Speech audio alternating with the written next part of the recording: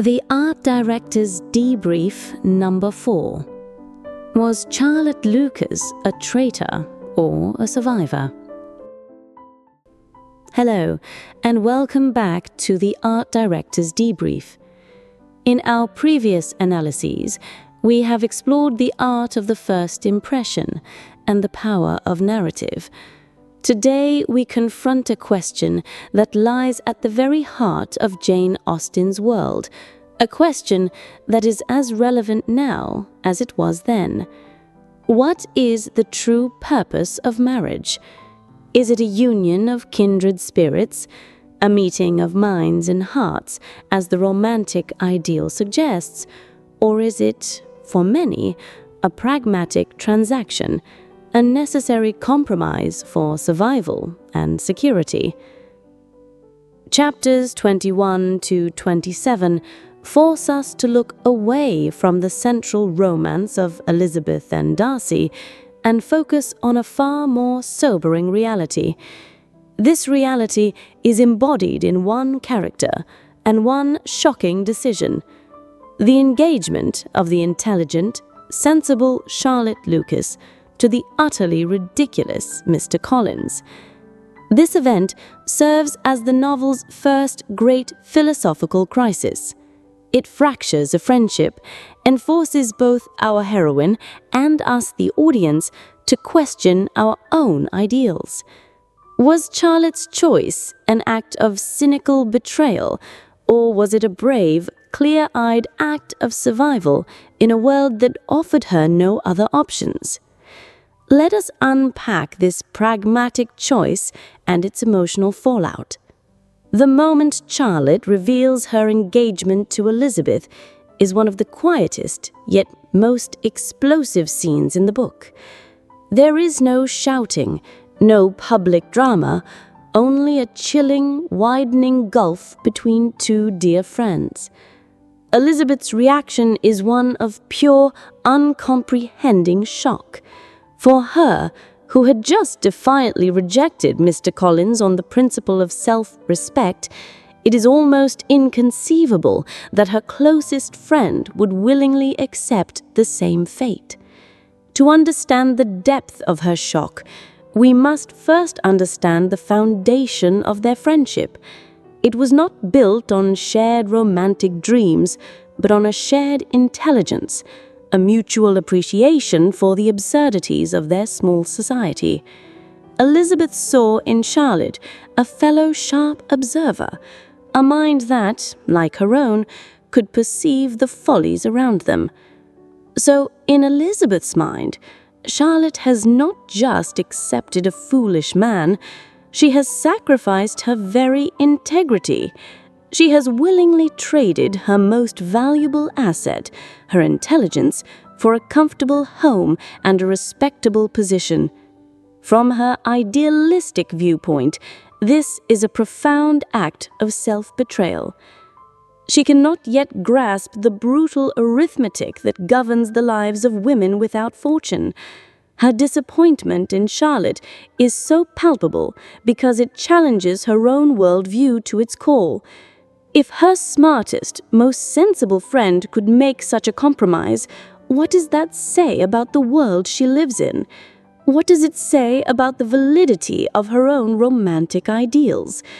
It forces a crack in her confident perception of the world, suggesting that wit and intelligence alone may not be enough to secure a woman's happiness or even her survival. Charlotte's defense of her choice is the intellectual and emotional centerpiece of these chapters. It is a calm, unflinching, and utterly pragmatic manifesto that deserves our closest attention. She tells Elizabeth, "I am not romantic, you know. I never was. I ask only a comfortable home." This is not the confession of a broken heart, but the clear-eyed assessment of a brilliant strategist. At 27, plain in appearance and with no significant fortune, Charlotte understands her market value in the brutal economy of Regency-era marriage. In an age where a woman's primary purpose was to marry and produce heirs, and where professional opportunities were virtually non-existent for gentlewomen, spinsterhood was not a state of romantic independence, it was a state of social invisibility and financial peril. An unmarried woman was often destined to become a governess or a dependent relative, living on the charity of others. Charlotte has stared into this abyss, and she has chosen to step away from it.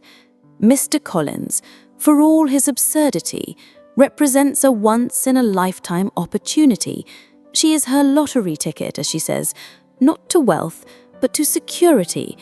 He offers her a respectable position as the wife of a clergyman, a comfortable home that she will be the mistress of, and a future free from the humiliation of dependency. This is the prize. She is not deluding herself about his character. She sees his foolishness, his pomposity, his sycophancy as clearly as Elizabeth does, but she has made a calculated decision to accept his considerable flaws as a manageable price for the security he offers. Her choice is a stunning critique of the romantic narrative that Elizabeth so fiercely champions. She argues that happiness in marriage is a matter of chance anyway, and it is perhaps better to know as little as possible about the faults of one's future partner before marriage. It is a bleak, cynical, yet undeniably logical perspective for a woman in her position. She is actively choosing a prison of comfort over a wilderness of uncertainty, and in her mind, it is the most intelligent decision she can possibly make. She understands something Elizabeth does not yet grasp, that for many women, the choice is not between a good marriage and a bad marriage, but between a tolerable marriage and no marriage at all. This fundamental conflict between our two heroines can be viewed through the lens of the dominant art movements of their time. Elizabeth Bennet is a creature of romanticism. She embodies the romantic ideal of the individual spirit, valuing personal feeling, intuitive truth, and a deep connection with one's own heart and mind above all else.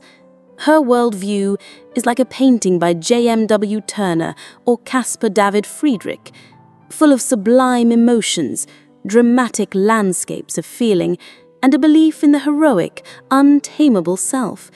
She would rather wander in the wilderness of her own principles than be confined in a gilded cage. Charlotte Lucas, in contrast, is a master of neoclassicism and social realism. Her worldview values order, logic, structure, and the pragmatic function of social institutions.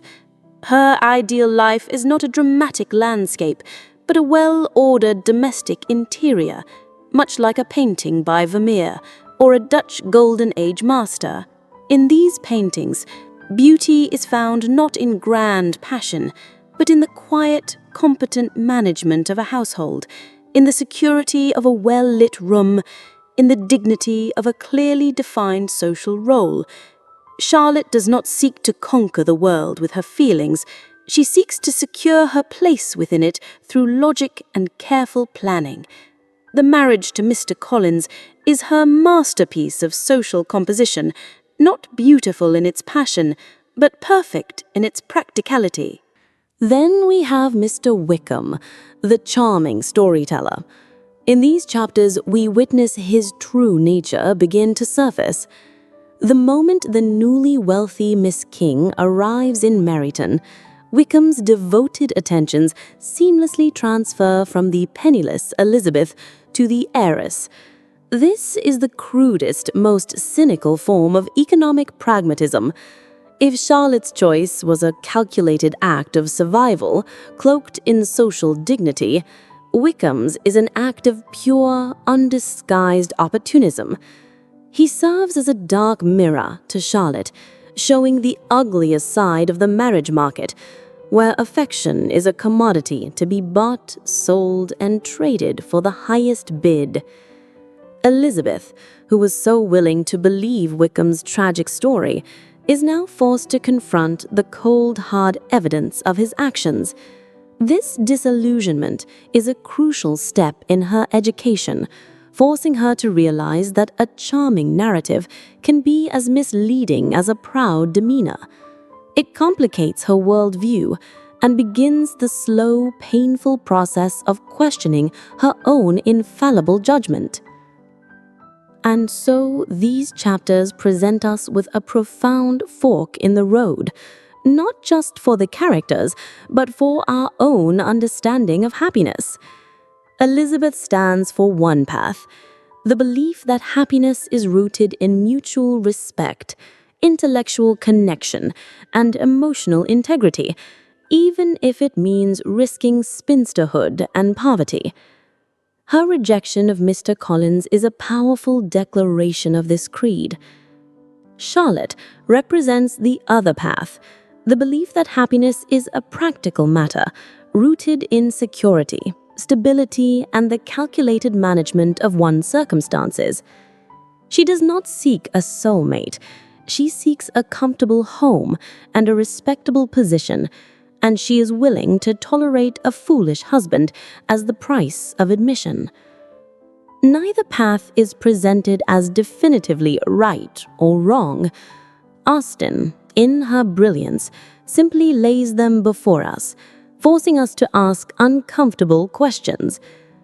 Is it better to hold on to your ideals and risk having nothing, or to make a pragmatic compromise and secure a life of comfort, if not of passion? Is Charlotte's choice a sad surrender, or was it an act of quiet, intelligent courage and fortitude? This is the question I leave with you today. Was Charlotte Lucas a traitor to her friend and to herself by choosing security over love? Or was she a clear-eyed survivor, a brilliant strategist playing the hand she was dealt with remarkable intelligence and fortitude? Please share your thoughts in this complex and fascinating debate in the comments below. Thank you for joining me for this deep dive into the heart of the matter.